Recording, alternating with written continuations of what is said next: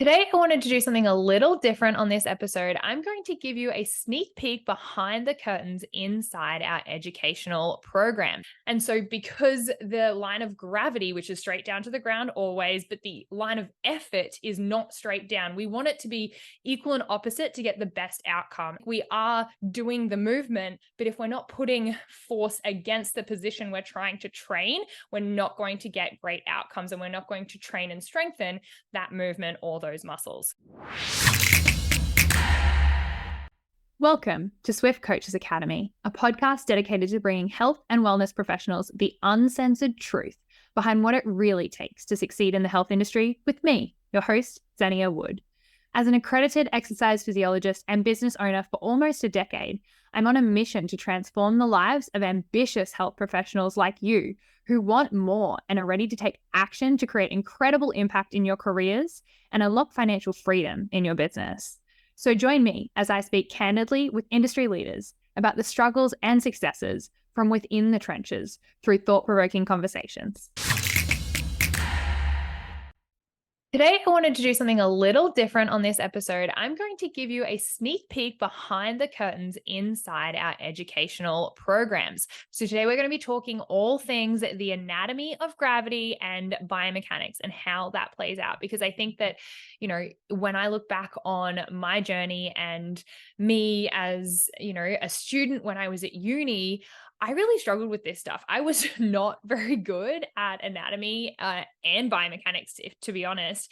And I actually only started to really appreciate this once I got further into the field and went, hang on, this is something that's really important, because I know that, sometimes we do these things just for the test, but then understanding, we all, regardless of what area or scope of practice that you have in health, we're all working with bodies, and bodies inherently all have muscles and skeletons, and therefore anatomy and biomechanics is going to be important for all of us. So I wanted to dive into first the anatomy of gravity. And this is taken literally from one of our programs in terms of looking at firstly assisting or resisting forces. And I think this is something that sometimes when people go into the gym, I see that they often gravity just becomes this non-existent thing. Sometimes, you see these people who are doing,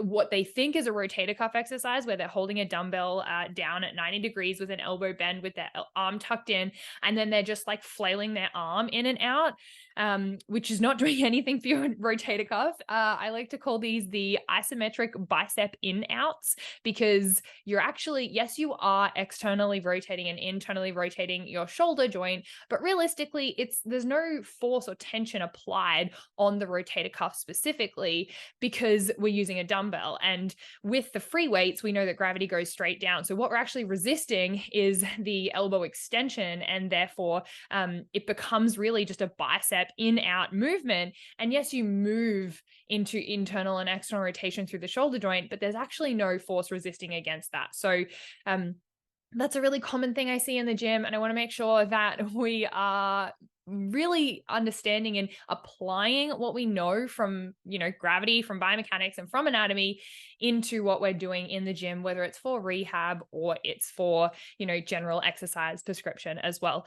Another thing I say when we talk about assisting or resisting forces is taking a tricep kickback, for example. Let's say that you have one hand on a bench, one hand with a dumbbell, and you're doing a tricep kickback.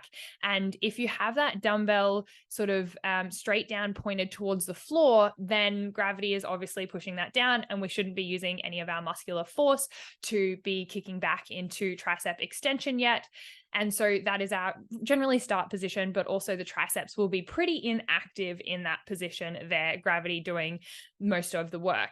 And then we kick backwards into that elbow extension. And then, yes, the tricep activity is going to increase, but it increases as you go up in the movement. It's not the same resistance throughout the movement. I think that's something that we forget, because it's actually going to be hardest at the top position of that kickback because of gravity, right? Because the gravity doesn't increase, but we move further away from that straight line pull down. And so therefore what happens is it gets harder as we get to the top, where we're coming into our shortened range of motion with our triceps. And so I don't see this as the best option for our triceps, because it's pretty easy at the start. If you think about starting in that tricep kickback position, what happens is as you start kicking back, it's pretty easy. And then as you get to the top, that's actually when it gets quite challenging. And so because the line of gravity, which is straight down to the ground always, but the line of effort is not straight down, we want it to be equal and opposite to get the best outcome. And so when you think about the line of effort of our tricep, when we're performing a tricep kickback, what's actually happening is that effort is going like backwards on a diagonal angle. Okay.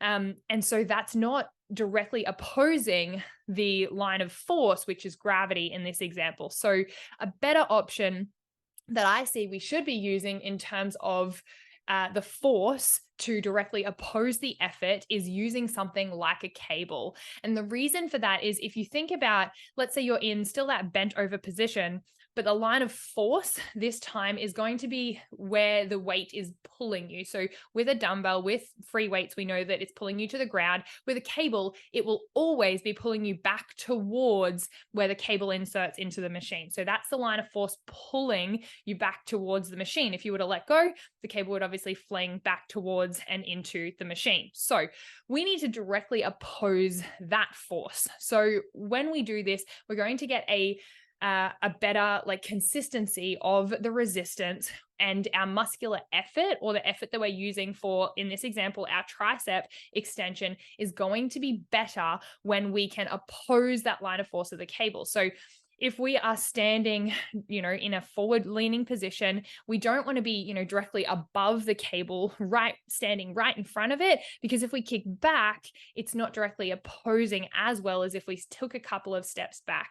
I get that this can be a little challenging to understand visually if you don't have that visual. So I'll make sure in the show notes we pop some images that you can either follow along and download now, or you can have a look after you listen to the rest of this episode. But basically what we're thinking is that line of force pulling the cable in towards the machine needs to oppose the muscular effort that is pulling against the machine in the exact equal and opposite direction. Okay, so cables in general have less variation in their resistance than free weights. And so that's why it's typically a preference. You can use things as well like power bands and whatnot, but we know that it typically gets harder the more tension is on it. So therefore, it's actually still going to be harder at the end position. We know when our muscles are in either shortened or a lengthened position, it's going to be quite challenging. So we want to make sure that we're using resistance that is hopefully pretty even throughout, or we're finding more than one exercise potentially to target the full range of that muscle as well. So I wanted to go through a couple of exercise edits.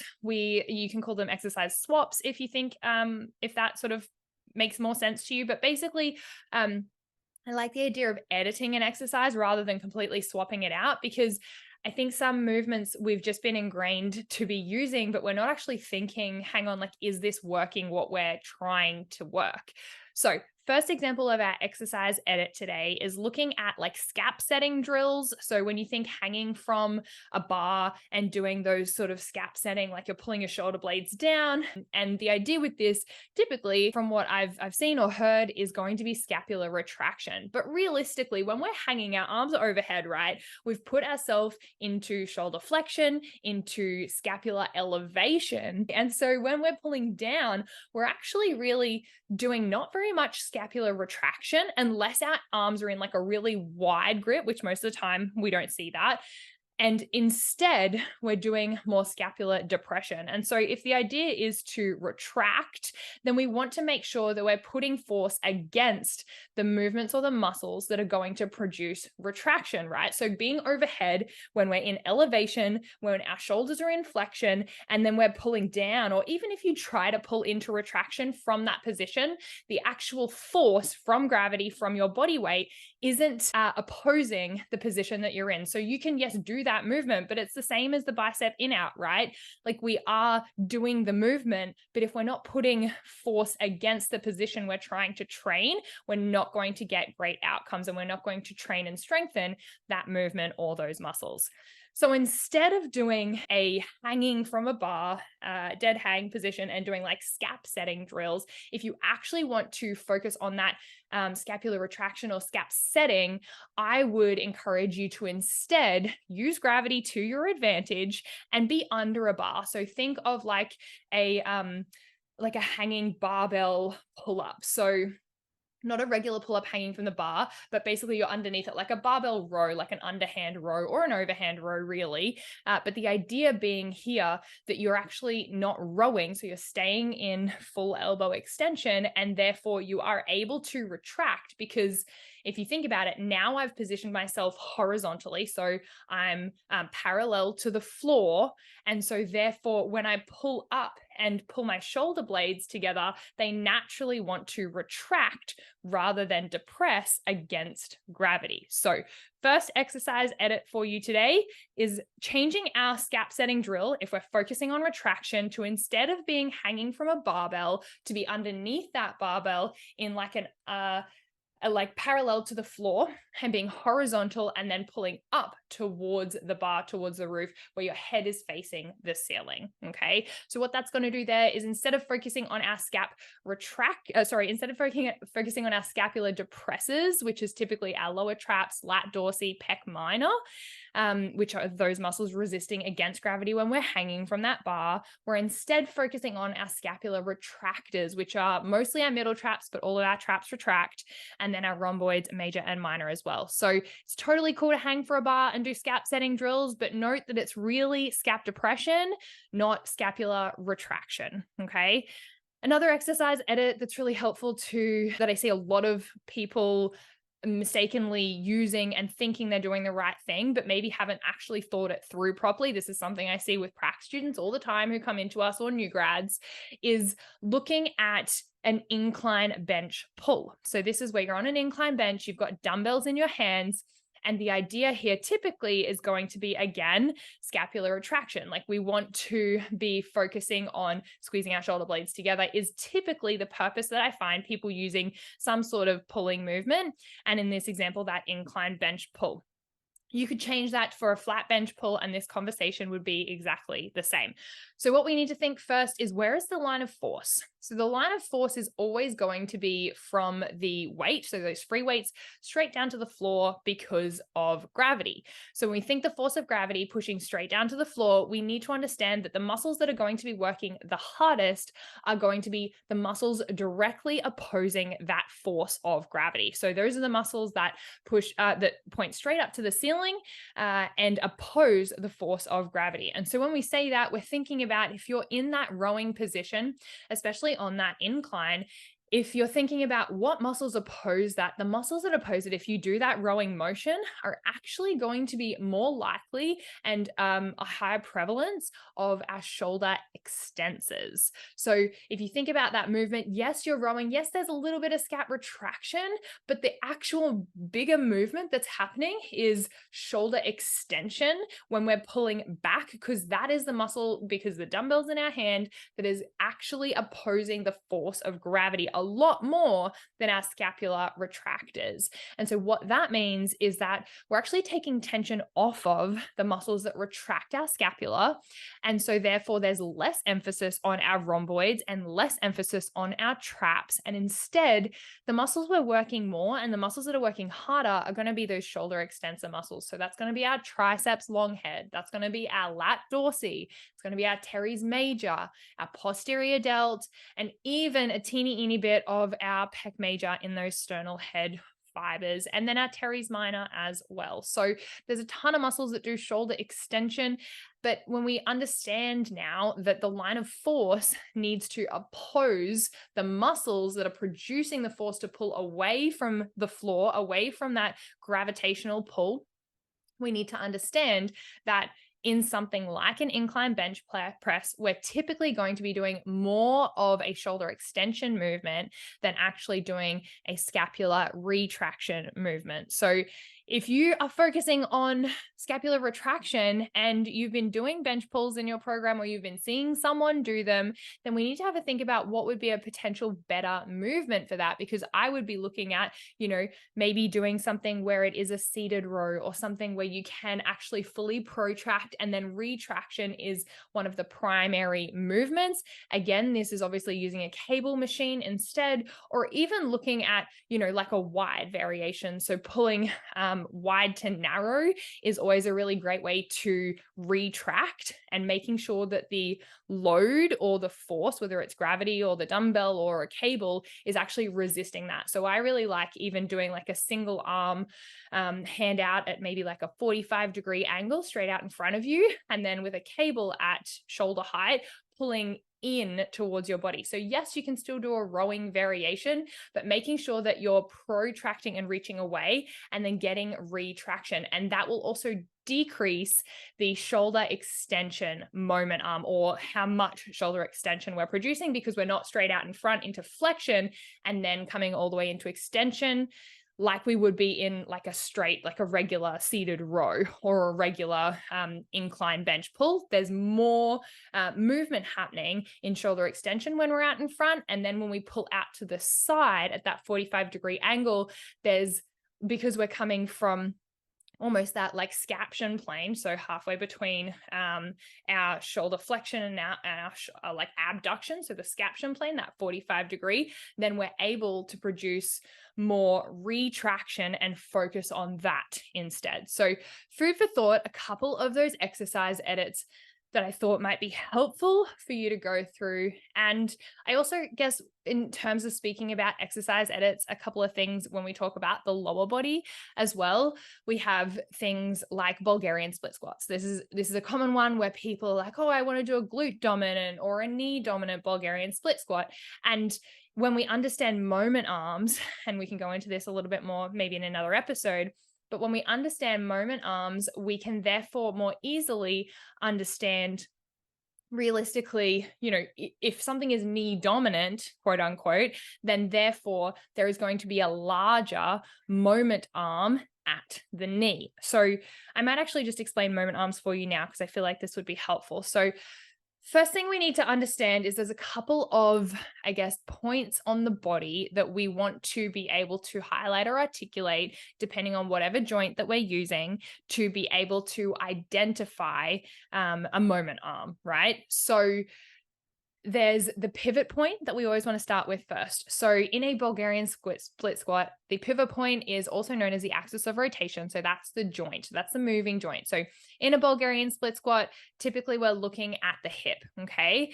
And then we want to look at our lever arm, okay? So that is the moving arm. So with this, we're typically going to be looking at our moving arm is going to be our femur, okay? So the femur is our moving arm. And so therefore what we can see is when we're looking at, so we've got our pivot point, which is that hip joint. We've got our lever arm, which is the femur. We then have our line of force. So if you're holding dumbbells or a barbell, the line of force, again, will be straight down with gravity from that weight. So if it's a barbell, it'll be straight down through the middle of your back, all the way down to the floor. And if it's dumbbells, it's from the dumbbells to the floor, okay? The last thing that we want to understand is our moment arm. And this is defined as the perpendicular distance, so at a right angle, the perpendicular distance from that line of force, so straight down to the ground through the weight, to the axis of rotation. Now, this can be a little tricky to try and visualize. So again, please make sure you download the freebie that we're adding into the show notes to have a look at this. But basically, you're thinking of that moment arm as how long we're finding the moment arm, and the longer the moment arm is, therefore the harder it is for that joint in particular, okay? So when we're looking at a Bulgarian split squat, coming back to it, what we're seeing is that the moment arm is going to be dictated by our torso angle, right? Because if we lean our torso really, really far forward, and let's say we've got a barbell on our back, then the line of force is going to be moving further forward as well. And so what happens then is that we're going to have a greater moment arm, or a greater distance between the perpendicular distance between the line of force. So think about you're holding a barbell on your back, and you're pointing that arrow straight down to the floor. You sort of drawn that down, and it's and if we're leaning forward with our torso, our hip is quite far away from where that line would intersect with our leg when the barbell is straight above a forward leaning torso. Okay. And so what that's going to mean is that there's a bigger distance between the barbell, or the line of the barbell, and our hip joint than there is between the line of the barbell and our knee joint. Okay. And so what that means is the greater the moment arm, the greater the moment arm, the harder it is going to be for that joint. And the harder it is for a certain joint is typically when we refer to something as dominant. So in that example I've just spoken to you about, where we're in that forward leaning position, what happens is we have a bigger moment arm at the hip. And so therefore you could call that variation of a Bulgarian a hip dominant Bulgarian split squat.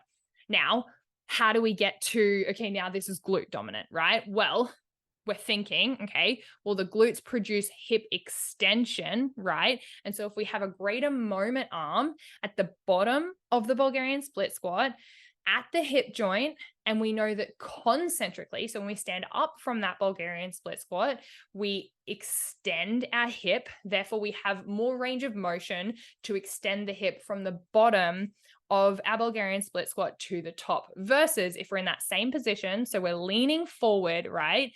And we have that line of force of the barbell is straight down, but it's straight down quite close to our knee. So the barbell's almost over your knee. That's how far forward you're leaning.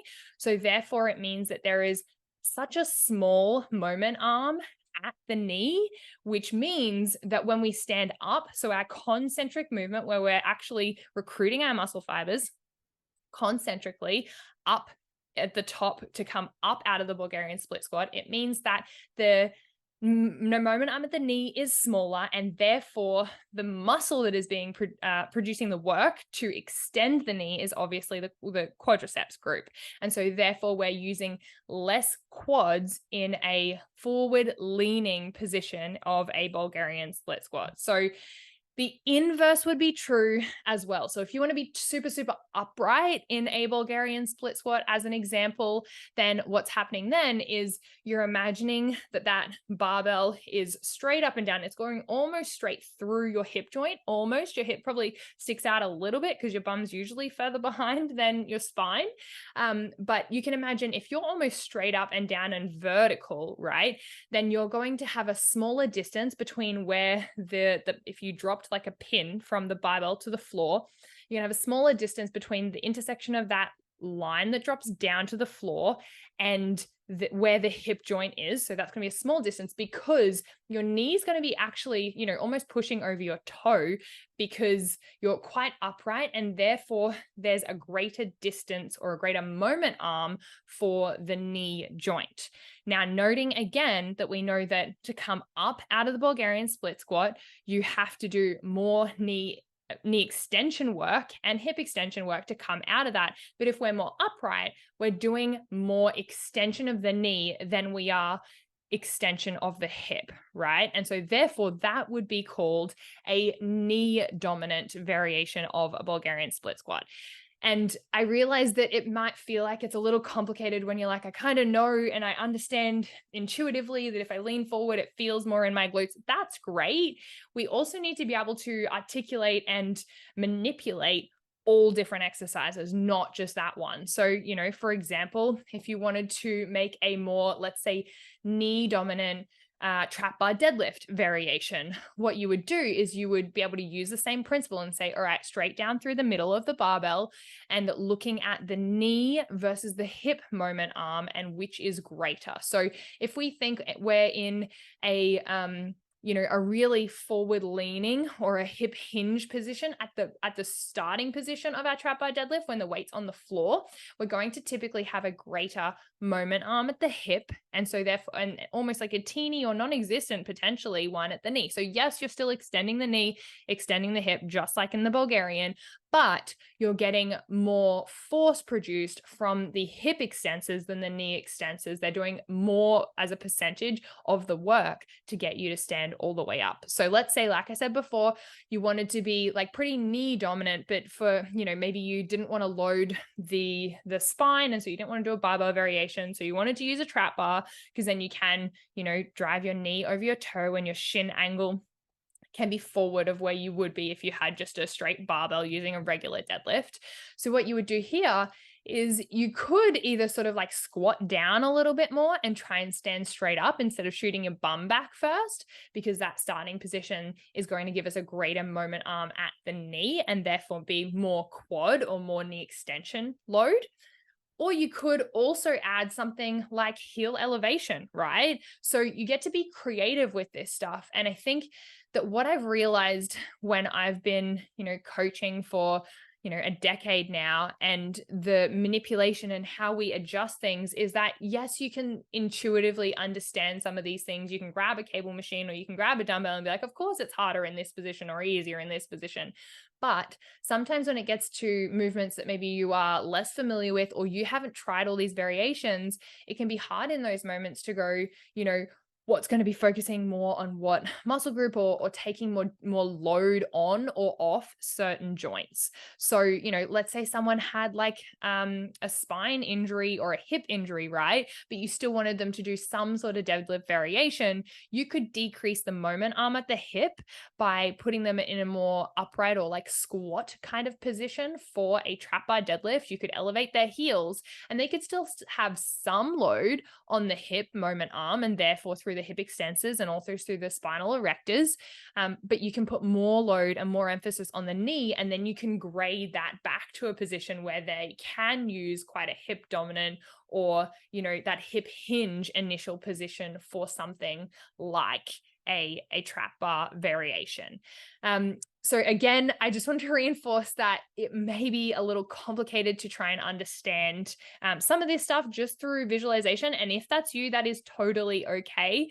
I hope that you've got a little bit out of today. And the things to take away from this is just remembering the anatomy of gravity and remembering gravity exists. And so when we're doing these movements, have a think instead of just like, doing a bicep curl or things like that, understanding where is it going to be hardest? Where is gravity pushing down from, right? So it can get a little challenging, a little complex, but I wanted to give you just a little insight into, I guess, some of the concepts that we dive into in a deeper way. And there's so many visuals to be able to understand these things in a much greater capacity through our educational mentorship programs. And hopefully this has given you a little bit of an insight. Please make sure you go and download that freebie that we are adding for you in the show notes so that you can have a look through what inside a sneak peek of our educational programs look like. And I cannot wait to go deeper into this with you.